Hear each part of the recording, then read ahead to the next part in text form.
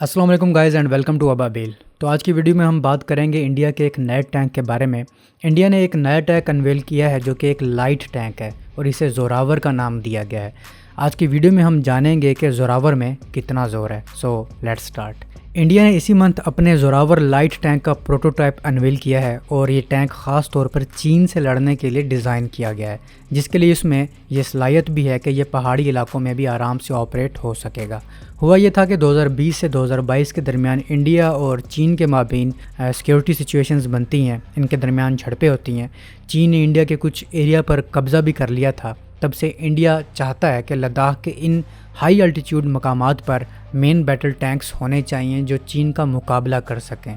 लेकिन इंडिया के पास पहले से मौजूद T-72 टैंक, T-90 टैंक और अर्जुन टैंक को इस एरिया पर ऑपरेट करना इंतहाई मुश्किल है। सो इंडिया ने सोचा कि एक ऐसा टैंक होना चाहिए जो इस तरह के एरिया में ऑपरेट हो सके और आसानी से चाइनीज़ फ़ौज का सामना कर सके, क्योंकि दूसरी तरफ चीन ने इसी मकाम पर अपने टाइप 15 टैंक्स यानी कि ब्लैक पैंथर टैंक्स डिप्लॉय कर रखे हैं और इंडिया ने इसके रिस्पांस के तौर पर और चाइनीज़ एग्रेशन को रोकने के लिए स्पेशल मॉडिफाइड K9 प्रोपेल्ड हॉविट्ज़र यहाँ लद्दाख और लेह में डिप्लॉय कर रखी हैं। ताहम इंडिया को यहाँ पर चीन का मुकाबला करने के लिए एक टैंक की ज़रूरत थी, क्योंकि चीन जिस लाइट टैंक को यहाँ पर इस्तेमाल कर रहा था जो कि ब्लैक पैंथर है, ब्लैक पैंथर इस एरिया में बगैर किसी मुश्किल के आसानी से ऑपरेट हो रहा है, वो भी अपनी फायर पावर को कंप्रोमाइज़ किए बिना।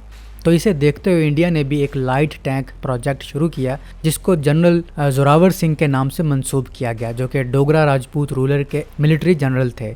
शुरू में तो इंडिया ने सोचा कि रूस से ऐसे लाइट टैंक्स फौरी तौर पर ख़रीद लिए जाएं, लेकिन फिर ये इरादा कैंसिल कर दिया गया और मेक इन इंडिया के इनिशिएटिव के तौर पर इस प्रोजेक्ट को शुरू करने का फ़ैसला किया गया। 2022 में इंडिया की कंपनी DRDO और L&T को इस टैंक को डिज़ाइन और मैन्युफैक्चर करने के लिए सिलेक्ट किया गया और ये टारगेट रखा गया कि 2023 में ये माउंटेन टैंक बन जाएगा। लेकिन चूंकि इस टैंक के कुछ अहम कंपोनेंट्स रूस से आने थे, लेकिन रूस और यूक्रेन वॉर की वजह से ये कंपोनेंट्स इंडिया को टाइम पर ना मिल सके और इन कंपोनेंट्स में ख़ास तौर पर इलेक्ट्रिकल, इलेक्ट्रॉनिक्स और इंजन कंपोनेंट्स शामिल थे, जो कि इस प्रोजेक्ट के डिले होने का सबब बने। इस टैंक का प्रपोज डिज़ाइन ये था कि इस टैंक को लाइट टैंक रखा जाए और फायर पावर को सेक्रीफाइस किए बगैर ये काफ़ी मैनूवरेबल भी हो। इसकी कैपेबिलिटीज़ में ये चीज़ भी सजेस्ट की गई कि इसमें आर्टिफिशियल इंटेलिजेंस भी डाली जाए और सिचुएशनल अवेयरनेस के लिए स्वार्म ड्रोन्स इंटीग्रेट किए जाएँ और इसको ज़्यादा लीथल बनाने के लिए इसमें लोटरिंग मुनीशंस का स्क्वाड भी रखा जाए और एक्टिव प्रोटेक्शन सिस्टम भी इंस्टॉल किया जाए ताकि मॉडर्न एंटी आर्मर सिस्टम के ख़िलाफ़ काम कर सके। इस टैंक के अगर वेट की बात की जाए तो इसका वेट 25 टन है, जबकि दूसरे हैवी मेन बैटल टैंक्स का वेट 45 टन से शुरू होता है।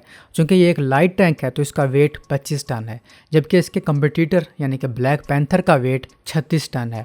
इसके क्रू मेंबर्स की तादाद 3 है। इसमें 105 mm की हाई प्रेशर राइफल्ड गन है जो कि मेन गन के तौर पर इस्तेमाल होगी और इसके सेकेंडरी आर्मामेंट्स में एक 12.7 mm machine gun, 2 side mounted anti tank gun missiles और 16 स्मोक ग्रेनेड शामिल हैं। और इसके अगर इंजन की बात की जाए तो इसमें जर्मन इंजन लगाया गया है जो कि MTU-8V है, जो कि 816 हार्स पावर का इंजन है।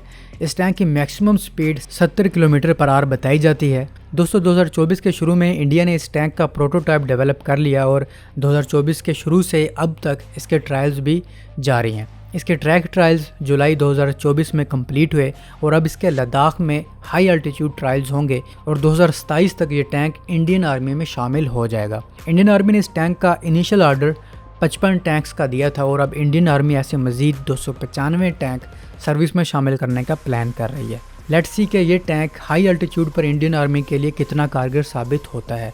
तो अब तक के लिए इतना ही, मिलता हूँ एक नई वीडियो के साथ। तब तक के लिए अपने होस्ट बिलाल को इजाज़त दीजिए। अल्लाह हाफिज़।